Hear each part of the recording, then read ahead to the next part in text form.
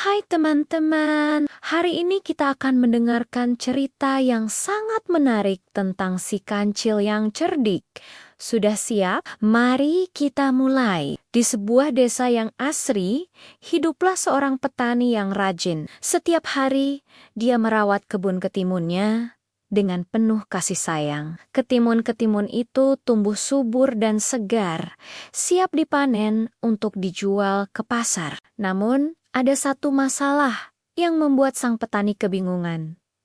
Setiap pagi, dia mendapati beberapa ketimunnya hilang. Siapakah yang mengambil ketimun-ketimun itu? Sang petani pun memutuskan untuk mencari tahu. Ternyata, si kancil yang nakal diam-diam masuk ke kebun setiap malam. Dengan lincahnya, dia melompati pagar dan memilih ketimun-ketimun yang paling segar untuk dimakan. Si kancil merasa sangat bangga dengan kecerdikannya. Sang petani yang cerdas akhirnya punya ide cemerlang. Dia membuat boneka dari getah pohon dan menaruhnya di tengah kebun. Boneka itu terlihat seperti orang sungguhan di kegelapan malam. Malam berikutnya, si kancil kembali ke kebun. Dia melihat sosok yang berdiri diam dan menyapanya dengan ramah.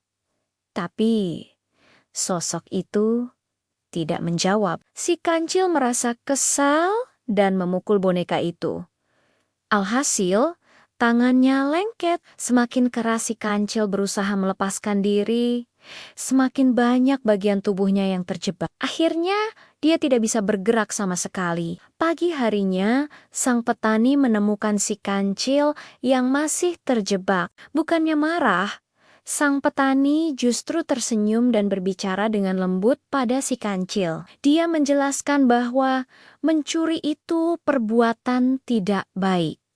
Dan jika si kancil lapar, dia bisa meminta dengan sopan. Si kancil merasa sangat malu dan menyesali perbuatannya. Dia berjanji tidak akan mencuri lagi dan meminta maaf pada sang petani. Sejak saat itu, si kancil dan petani menjadi teman baik. Sang petani selalu membagi hasil kebunnya dengan si kancil yang sudah berubah menjadi lebih baik. Nah, teman-teman, dari cerita ini kita bisa belajar bahwa mencuri itu perbuatan yang tidak baik. Lebih baik kita meminta dengan sopan daripada mengambil milik orang lain tanpa izin. Kita juga belajar tentang pentingnya memaafkan dan memberi kesempatan kedua pada orang yang sudah mengakui kesalahannya. Bagaimana menurut kalian cerita si kancil ini? Apakah kalian punya cerita favorit lainnya? Jangan lupa tinggalkan komentar di bawah ya.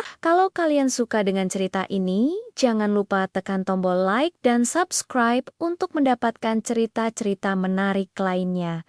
Sampai jumpa di video berikutnya.